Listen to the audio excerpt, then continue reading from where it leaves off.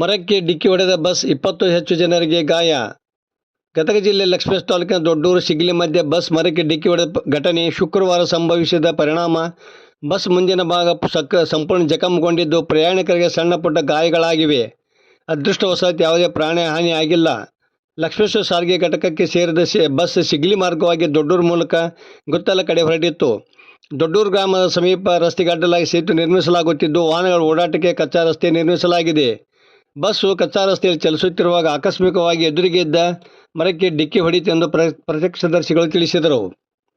ಬಸ್ನಲ್ಲಿ ಶಾಲಾ ಕಾಲೇಜು ಮಕ್ಕಳು ಸೇರಿದಂತೆ ಪ್ರಯಾಣಿಕರು ಇದ್ದರು. ಬಸ್ ಮರಕ್ಕೆ ಡಿಕ್ಕಿ ಹೊಡೆಯುತ್ತಿದ್ದಂತೆ ಸಣ್ಣ ಸಣ್ಣ ಮಕ್ಕಳು ಹೆದರಿದ್ದರು ಎಂದು ಪ್ರತ್ಯಕ್ಷದರ್ಶಿಯೊಬ್ಬರು ತಿಳಿಸಿದರು.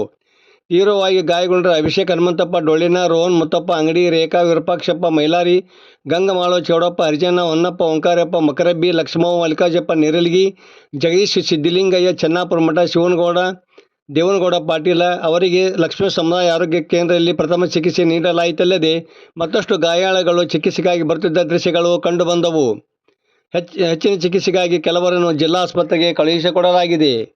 ವರದಿ ನಾಗರಾಜ್ ಹಣಿಗೆ, ಪ್ರಜಾಧ್ವನಿ, ಲಕ್ಷ್ಮೇಶ್ವರ.